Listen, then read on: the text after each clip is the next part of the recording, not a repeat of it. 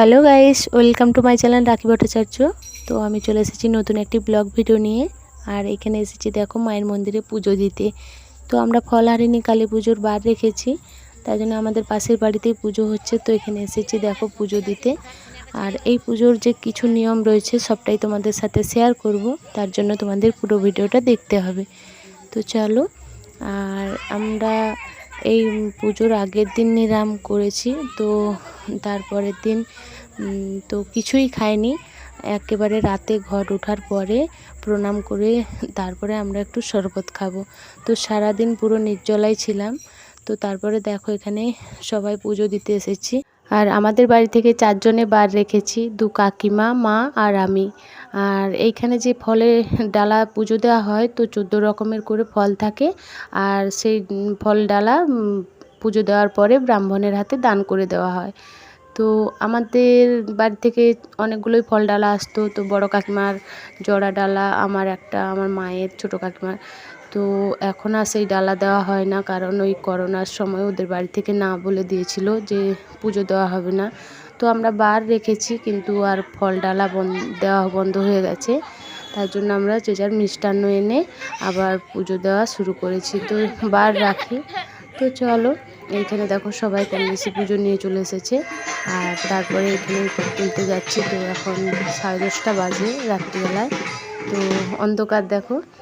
আর এইখানে যেখানে ঘর তুলতে এসেছিলাম, ওখানে আমাদের বাড়ি থেকে সবাই এসেছে পুজো করতে। এখানে আমাদের বাড়ির সবাই আছে, তো বাবা পুজো করবেন। তো ওখানে ঘর ডোবানো চলছে, তারই ফাঁকে আমি এখানে এসে মাকে প্রণাম করে গেলাম। আর এই যে দেখো মাকে সবাই তোমরা দর্শন করো।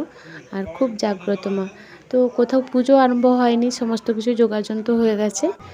তো এখানে দেখো ঘট ডোবানো হয়ে গেছে। তারপর আমি এসে মাকে প্রণাম করে রাতে গিয়ে জল খেয়ে নিয়েছিলাম। আর সেই ভিডিওটা তোমাদের সাথে শেয়ার করতে পারিনি। তো এটা সকালবেলার ভিডিও। তো এসে এখানে পুষ্পাঞ্জলি দিয়ে তারপর মাকে প্রণাম করে গিয়ে তারপরে যাই হোক কিছু খাবো। আর আমি একা হাতে ভিডিও করি, এই জন্য সব কিছুটা তোমাদের সাথে শেয়ার করতে পারি না। তো যতটুকুনি পারি চেষ্টা করি তোমাদের সাথে সব কিছু শেয়ার করার। তো চলো। আর আমার এই ভিডিও যদি ভালো লাগে তাহলে চ্যানেলটি সাবস্ক্রাইব করে লাইক করে দাও। আর সবাই মাকে দর্শন করো। মা খুব জাগ্রত, সবার মনস্কামনা পূরণ করেন। তো আমিও মায়ের কাছে প্রার্থনা করলাম সবাই যেন ভালো থাকেন, সুস্থ থাকেন, যে যেখানেই থাকুক যেন ভালো থাকেন, মা যেন সবাইকে ভালো রাখেন। তো চলো, তারপর বাড়ি এসে দেখি তো এখানে দেখো কতগুলো শাড়ি পাওয়া গেছে। তো আমাদের বাড়ি থেকে যে মন্দিরে পুজো করতে গেছিলো, তো সেখান থেকে এই শাড়িগুলো পেয়েছে। আর খুব সুন্দর শাড়িগুলো দেখো। তো এখানে ভালো মন্দ সবই রয়েছে। তো আমরা শাড়ি কিনে পরি না, তো বাড়ি থেকে এই পুজোর শাড়িই আমরা পরি। তো দেখো ভালো মন্দ সব কিছুই আছে। তো দেখো কত সুন্দর এই প্রিন্টের শাড়িগুলো। তো আমাকে তো সবগুলোই পছন্দ হয়েছে। তো তোমাদের কোনটা ভালো লেগেছে কমেন্টে জানাবে। তো সব শাড়িগুলোই সুন্দর। তো চলো, তারপর আমাদের বাড়িতে কতগুলো ফল পাওয়া গেছে সেটাই দেখাচ্ছি দেখো। আর এইখানে আমার পিসিমণি আর বাবা এই ফলগুলো গুছাচ্ছেন। আর এই যে দেখো কতগুলো ফল, এগুলো সব দান করেছেন। তো চলো, তারপর এখানে আরও একটা বস্তা রয়েছে, এখনও খোলা হয়নি। তো অনেক কিছুই পাওয়া গেছে। তো ভক্তি ভরে মাকে ডাকলে মা ঠিক আহার জুটিয়ে দেন, এটা একেবারে সত্য কথা। আর আমাদের বাড়ি থেকে সবাই পুজো পদ্ধতিই করেন। আর এটাই আমাদের জীবিকা বলতে পারো। তো চলো, সবটাই তোমাদের সাথে শেয়ার করলাম। তো কেমন লাগলো ভিডিও অবশ্যই জানাবে। আর সবাই সাপোর্ট করো, পাশে থেকো। তো চলো, আমি আর এই ভিডিওটা বেশি বড় করে করলাম না।